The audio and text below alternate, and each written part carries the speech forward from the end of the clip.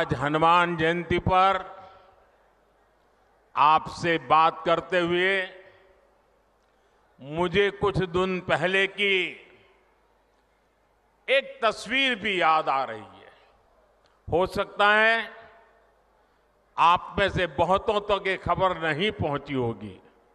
Media का काम था ये बात पहुंचाए, लेकिन नहीं पहुंचाई होगी।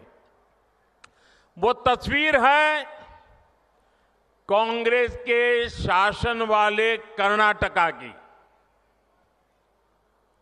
कुछ दिन पहले वहां एक छोटा दुकानदार, उसको सिर्फ इसलिए बुरी तरह से पीटा गया, लहूलुहान कर दिया गया, क्योंकि वो अपनी दुकान में बैठे बैठे हनुमान चालीसा सुन रहा था।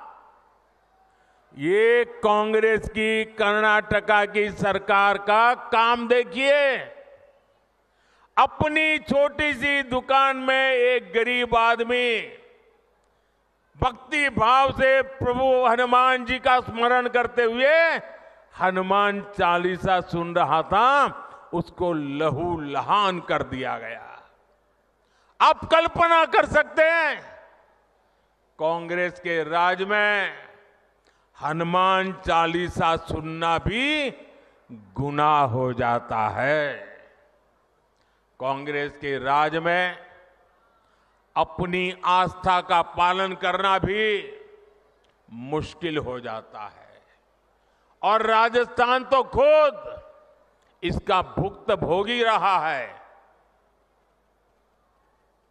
अब सीधी सीधी बात है, जब उनके पार्टी, उनके सारे नेता प्रभु राम का मंदिर बने, प्रभु राम का प्राण प्रतिष्ठा का अवसर हो, मंदिर के लोग जाके रूबरू में आने के लिए निमंत्रण दे, सम्मान पूर्वक निमंत्रण दे, और पब्लिकली उस निमंत्रण को ठुकरा दिया जाए,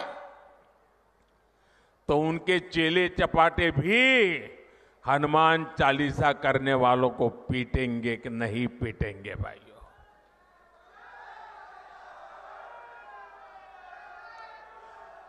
कुछ दिन पहले ही रामनवमी बीती है। कांग्रेस के जाने के बाद पहली बार शांति से शोभा यात्रा निकली है पूरे राजस्थान में।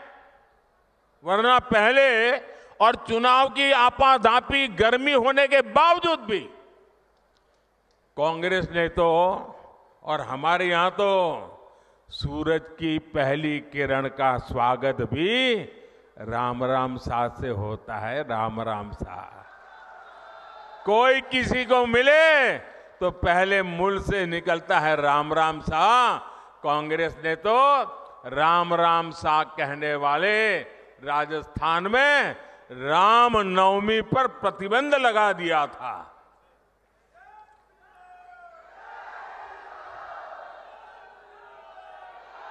और हमारे किरोड़ी लाल ऐसे हर मुद्दे पर लड़ाई लड़ते थे।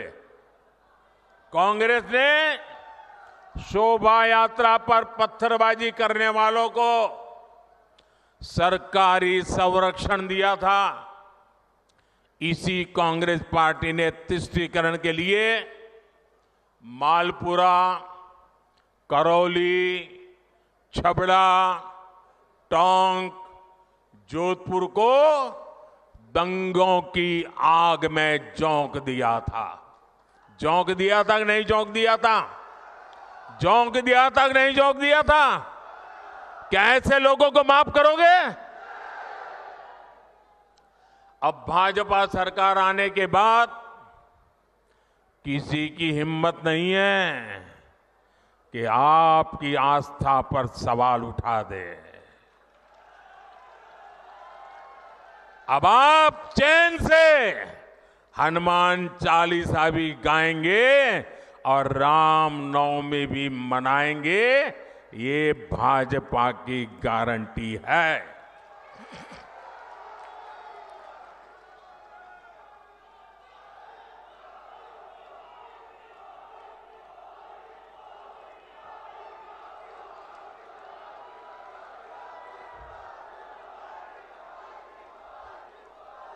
साथियों,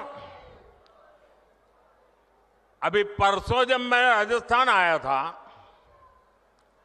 तो मेरा एक 1.5 मिनट का भाषण, 90 सेकंड का भाषण, और मैंने कुछ सत्य देश के सामने रखा और पूरी कांग्रेस और इंडी गठबंधन में ऐसी भगदड़ मची है, ऐसी भगदड़ मची है।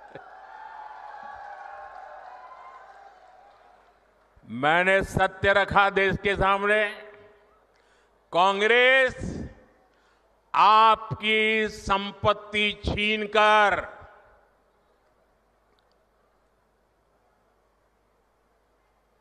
उनके खास लोगों को बांटने की गहरी साजिश रचकर बैठी है। 2-3 दिन पहले मैंने कांग्रेस की इस वोट बैंक की राजनीति, तुष्टीकरण की राजनीति का पर्दाफाश किया था। इससे कांग्रेस और उसको सिस्टम में उनको इतनी मिर्ची लगी है, इतनी मिर्ची लगी है कि वो हर तरफ गालियां देने में टूट पड़े हैं। जो आए वो मोदी को गाली दे रहा है।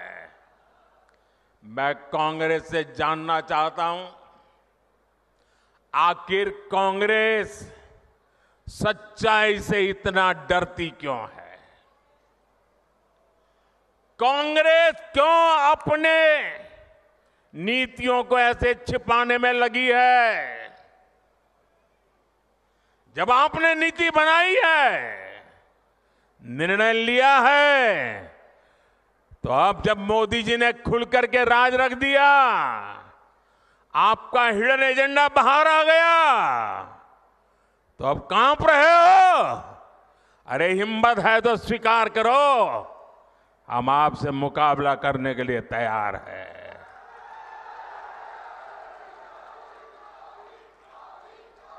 मैं ये बात देश को साफ साफ बताना चाहता हूं कि कांग्रेस वोट बैंक पॉलिटिक्स के दलदल में इतना धंसी हुई है कि उसे बाबा साहब के संविधान की भी परवाह नहीं है।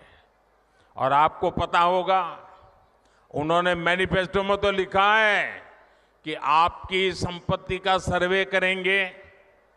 हमारी माताओं बहनों के पास जो स्त्री धन होता है, जो मंगलसूत्र होता है, उसका सर्वे करेंगे। और फिर उनके नेता ने तो भाषण में कहा, एक्सरे किया जाएगा, एक्सरे किया जाएगा। मतलब आपके घर में अगर बाजरे के अंदर डिब्बे में भी कुछ रखा है तो वो भी एक्सरे करके खोजा जाएगा। दीवार में कहीं रखा है तो उसको भी एक्सरे करके खोजा जाएगा। पूरा एक्सरे करने वाले की घोषणा की है और उनके नेता ने पब्लिकली कहा है। और फिर आपकी सारी संपत्ति, जरूरत से ज्यादा जो भी होगा वो उनका कब्जा करेगी उनकी सरकार, कहते हैं, और फिर लोगों को बांट देंगे। अगर आपके पास 2 घर है, यहां गांव में घर है, और बच्चों के लिए आपने जयपुर जोधपुर में अगर एक छोटा फ्लैट ले लिया है, तो एक्सरे करेंगे कि भाई 2 घर है, एक वापस दो, सरकार को दे दो। बताइए, आपको मंजूर है क्या? ये मंजूर है क्या? क्या स्त्री धन पर हाथ लगा सकते हैं क्या? क्या मंगलसूत्र पर हाथ लगा सकते हैं क्या? ये पंजे की ये ताकत, भाइयों बहनों,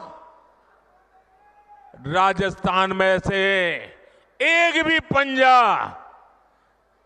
बचना नहीं चाहिए भाइयों।